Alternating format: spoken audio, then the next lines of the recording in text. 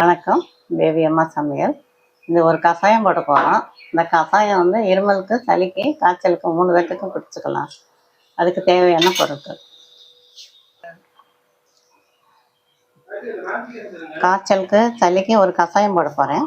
அதுக்கு தேவையானது இஞ்சி, சுக்கு பொடி, மஞ்சள் பொடி, இலவேம்பு பொடி, ஓமம், பார்லி அரிசி, சீரகம், கிராம்பு, ஏலம், மிளகு.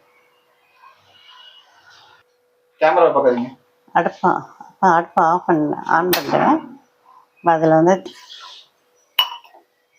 இதில் வந்து 2 ஏலக்காய் போடுறேன். அப்புறம் 2 சீரகம், 2 கிராம்பு, 2 மிளகு. அதுக்கப்புறம் கொஞ்சம் இஞ்சி, கொஞ்சம் லைட்டாக இஞ்சி, இந்த சுக்கு, கொஞ்சம் மஞ்சள் பொடி, இது ஓமம், பார்லி அரிசி, ஓமம், இது இலவேம்பு பொடி. காய்ச்சல், சளிக்கு இந்த 1 டம்ளர் தண்ணி.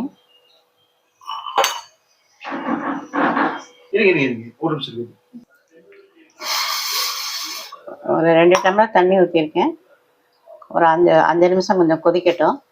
கொதிச்சோன்னா அதை கொஞ்சம் வடிகட்டி கொஞ்சம் பனங்கள் கண்டு போட்டு வடிகட்டி குடிக்கணும். இதோட துளசி கிடச்சா துளசி போட்டுக்கலாம். துளசி இங்கே இல்லை, அதனால துளசி போடலை. துளசி போட்டிங்கன்னா நைட்டில் இருமலுக்கு நல்லாயிருக்கும். நைட்டு சாயங்காலமாக குடிச்சிங்கன்னா தூக்கம் நல்லா வரும், இருமல் குறையும், காய்ச்சல் குறையும்.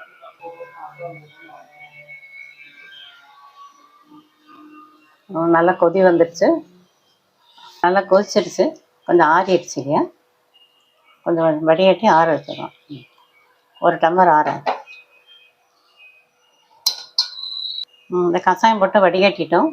இந்த கிளாஸில் ஊற்றிடுவேன். இதை நைட்டு படுக்கும்போது ஒரு சளி, காய்ச்சல், இருமல்லாம் நைட்டெல்லாம் இருக்காது. இந்த கஷாயம் குடித்தா இருமல் வராது.